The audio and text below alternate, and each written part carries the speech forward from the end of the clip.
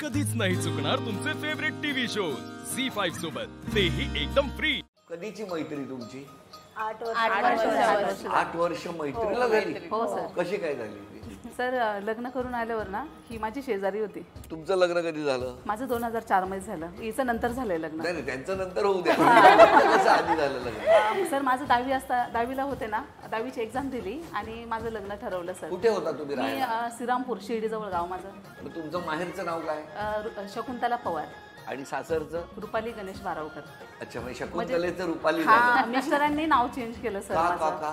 Sir त्यांच्या कॉलेजमध्ये त्यांची मैत्रीण होती, तिचं नाव रुपाली होतं.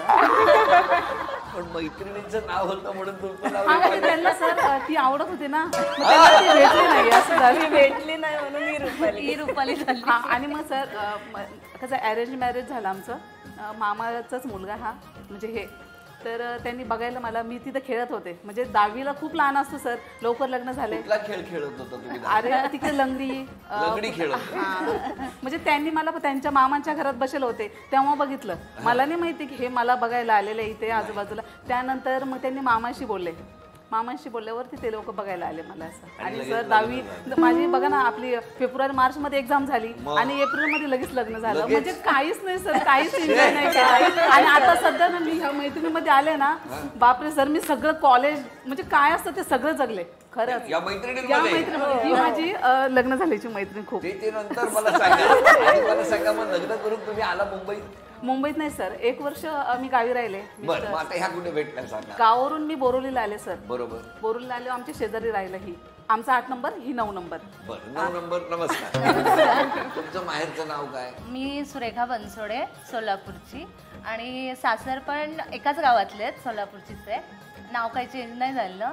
आणि माझं लग्न मुद्दाम बोलताय का? मुद्दाम बोलल्या, माझं नाव नाही चेंज झालं. हा, आणि माझं म्हणजे अरेंज मॅरेजच आहे.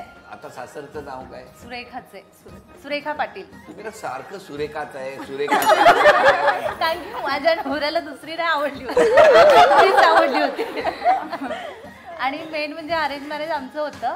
पण एक किस्सा होता. माझ्या मिस्टरांचे वडील पोलीसमध्ये होते आणि गावी कसं पोलीस हवालदार जरा नाव तेव्हा जास्त असायचं, मुंबईचे पोलीस. त्यामुळे आणि ह्यांचे वडील कसे लग्नाच्या आधी 2-3 वर्ष वारले होते. मग हे मला बघायला आले, तेव्हा कसे कुठे चालले बघायला स्थळ. मग एक बघून एक, चला आम्ही येतो, वडील नाहीये, मुलावर आम्ही येतो, असे करत करत 10-12 लोक झाले. आणि घर माझं पूर्ण जेंट्स लोकांनी भरून गेलं पाहुण्यांनी. आणि स्थळ माझ्या सरांनीच आणलं होतं. आणि सर वगैरे कशा गावी, शिक्षक वगैरे सगळे गावातलेत. त्यामुळे मी लाजून खाली मुंडी घातली, माहीतच नाही नवरा मुलगा कोण आहे. आणि मग घरच्यांनी होकार दिला. आणि पहिल्या पद्धत एवढी अशी नव्हती, मुलगा पसंत आहे नाही पसंत आहे, आपले होकार दिला, आहे पोलीसवाल्यांना, ठीक आहे. आणि वर्षभराने लग्न झालं माझं. आणि यांच्या भावाचं आणि यांचं एकत्र एका मांडवात आमच्या दोघांचं लग्न झालं. दोघांपैकी नवरा कोण माहीतच नाही.